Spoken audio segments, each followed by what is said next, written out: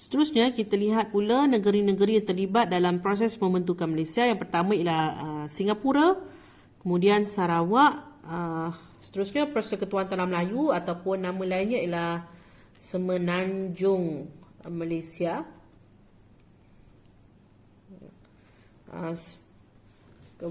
Seterusnya Sabah, dan akhir sekali Brunei. Namun pada akhirnya Brunei telah mengambil keputusan untuk bertindak sebagai pemerhati sahaja kerana mereka sendiri tidak bersedia untuk menyertai pembentukan Malaysia. Jadi pada akhirnya yang terlibat ialah negara Singapura, Sarawak, Persekutuan Tanah Melayu dan Sabah sahaja. Sekarang kita lihat langkah-langkah pembentukan Malaysia. Terdapat tarikh-tarikh tertentu yang perlu diingati ataupun diketahui oleh murid-murid. Yang pertama, bermula pada Mei 1961, Tunku Abdul Rahman, beliau ialah orang yang menyatakan tentang idea tentang pembentukan Malaysia. Pada bulan Mei ini juga pelbagai usaha untuk menubuhkan Malaysia, termasuk idea-idea pembentukan Malaysia dipergiatkan. Okay, seterusnya kita pergi pada bulan Julai 1961. Oleh sebab apabila nak bentuk sebuah negara, maka satu jawatan kuasa perpaduan perlu ditubuhkan. Jawatan kuasa tersebut dinamakan sebagai Jawatan Kuasa Perundingan Perpaduan Malaysia. Tujuan ia ditubuhkan untuk beri penerangan kenapa Malaysia patut ditubuhkan. Jawatan kuasa ini juga akhirnya telah mencapai persetujuan untuk menyokong pembentukan Malaysia. Kita pergi pada Januari 1962. British, iaitu yang merupakan penjajah kepada negara kita pada ketika itu, telah bersama-sama dengan kerajaan Persekutuan Tanah Melayu bersetuju bahawa satu Suruhanjaya perlu ditubuhkan untuk menilai reaksi penduduk-penduduk negeri yang terlibat. Pendek kata, nak tahu suka ataupun tidak menyertai Malaysia. Jadi satu Suruhanjaya perlu ditubuhkan.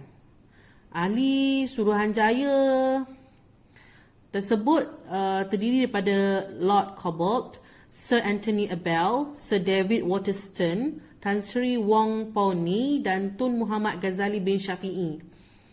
Suruhanjaya ni dikenali sebagai Suruhanjaya Cobbold. Okay, seterusnya kita lihat pada September 1962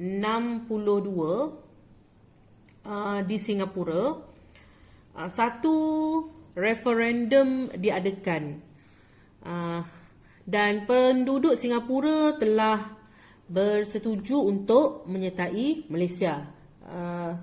Lebih kurang 71% bersetuju untuk menyertai Malaysia.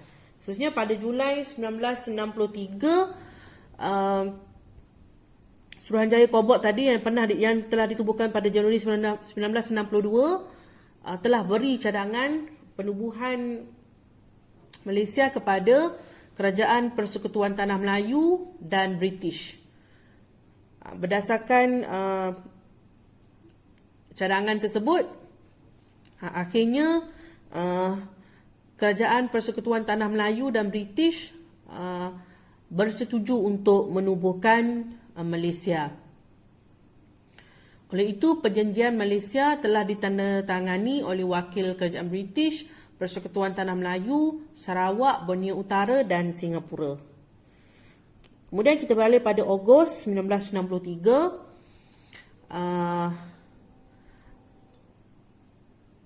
Pembentukan Malaysia pada ketika itu telah mendapat tentangan daripada Indonesia dan Filipina atas faktor-faktor tertentu dan kepentingan tersendiri.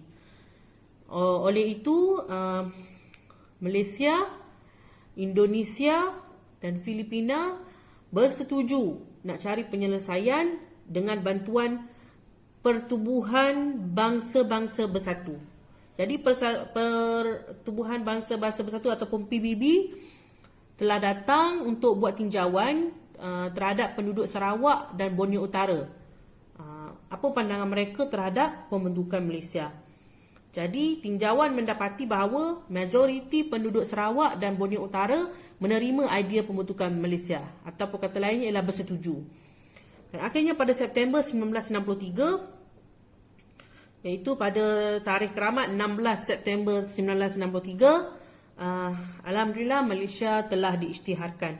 Dan tarikh tersebut juga membawa maksud yang sangat besar, di mana pada 16 September setiap tahun di negara kita akan menyambut hari yang dinamakan sebagai Hari Malaysia.